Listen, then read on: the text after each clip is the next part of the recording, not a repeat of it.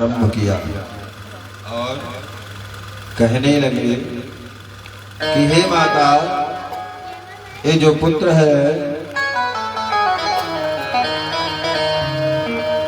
गुणों में बहुत सुंदर गुणों से युक्त होगा। आख्यास के इसका आकर्षण किया गया है, इसलिए एक नाम इसका संकर्षण पड़ेगा और इसका नाम राम होगा। बल में अधिक होने से इसका नाम बलदाऊ होगा। बलाधिक्यम बलम विदुः। और ये एक नाम हल्दर, बहुत नाम बताए। फिर कहते हैं जब रोहिणी जी गई पूछने के लिए तो क्या हुआ, गर्गाचार्य जी महाराज की जो है देखते ही देखते जैसे कन्हैया को देखा, नंद नंदन को देखा, उनकी त्राटक समाधि लग गई। और समाधि ऐसी लगा कि इनके शरीर में कुछ बचे नहीं है, सब प्राण और पखेरु सब उड़ गए। अब मैया घबराने लगे और ऐसे आंखों के सामने करने लगी, बाबा कहीं ऊपर तो नहीं चले गए, पधार तो नहीं गए। इस प्रकार त्राटक समाधि लग गई, बहुत कुछ हिलाया डुलाया। अब बाबा को ध्यान आया, कहा कि हे माँ, हे मैया, ये तुम्हारा जो लल्ला है ये बहुत अलबेला है।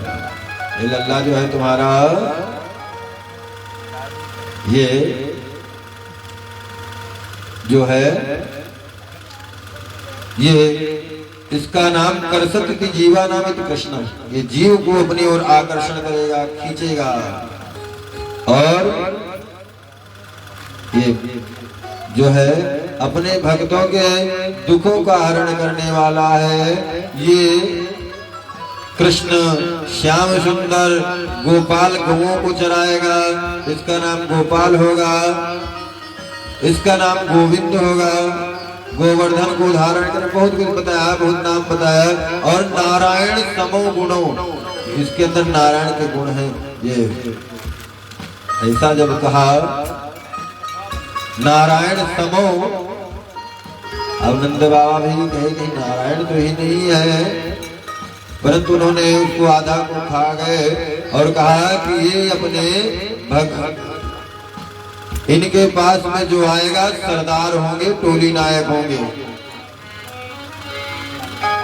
भगवान कन्हैया का नामकरण हुआ। माता ने संतों को बड़ा दान दक्षिणा किया, बड़ा उपहार दिया और 10,000 धेनु दान किया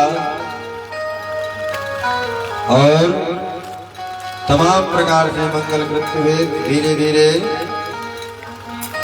एक दिन की बात है, थोड़ा कन्हैया बड़े हुए तो करते क्या है, छोटे छोटे जो बछड़े होते हैं, जो नवजात बछड़े होते हैं, इनको करते क्या है, बत्सान मुंचन उचित समय। जो गैये होती हैं, गौवे होती हैं, चरने के लिए जाती, छोटे छोटे, कितने बड़े हो गए थे, छोटे से थे, नंद नंदन कन्हैया लाल जी छोटे से थे। तो वो करते क्या थे, जो बछड़े होते थे उनको खोल देते थे उचित समय, ऐसे समय पर जब उनका दूध लगाने का टाइम होता था और बछड़े सब पी जाते थे।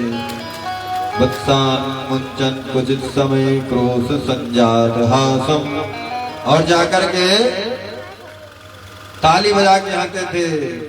ऐसा कन्हैया जी करते थे। बड़ी सुंदर लीला है, आप लोग श्रवण करेंगे।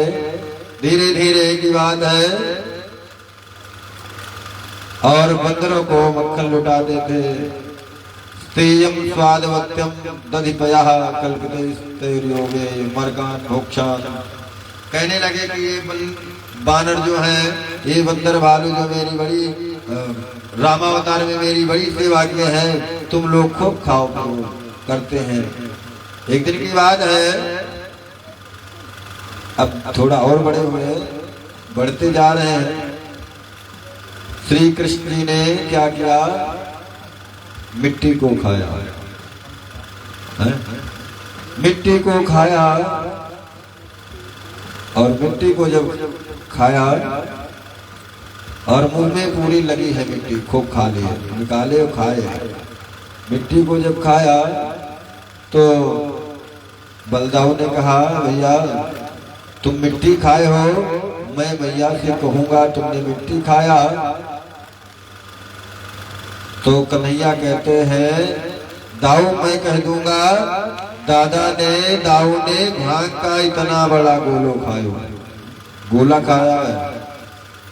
इधर मैया आ जाती हैं और मैया को बलदाऊ ने बताया, मैया आज कन्हैया ने मिट्टी खाया।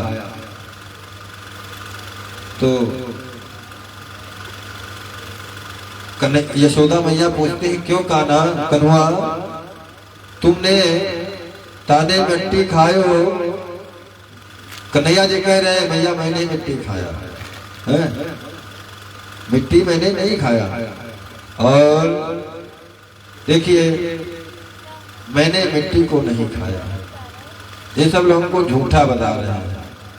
देखो तुम्हारे लल्ला को मैया ये सब झूठ बोल रहे हैं, झूठा कह रहे हैं, मैंने मिट्टी नहीं खाया है।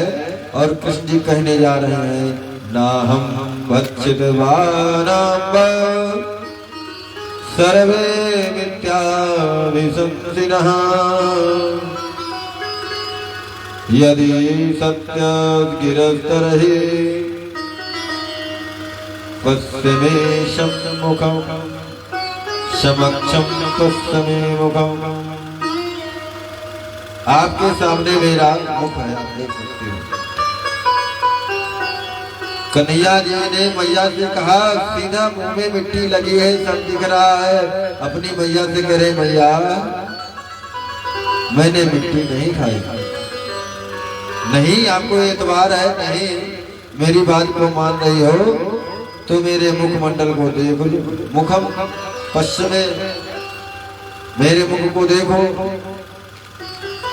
मैया भी कहे, कान्हा तू इतना, और मैया ने कहा चाप बोलो, और कन्हैया ने अपना मुंह खोला तो मैया देखने लगी, क्या माया है। ज्योतिष चक्रम जलम तेजो नभस्वान व्यदीव च वैकारिकान्द्रियाणि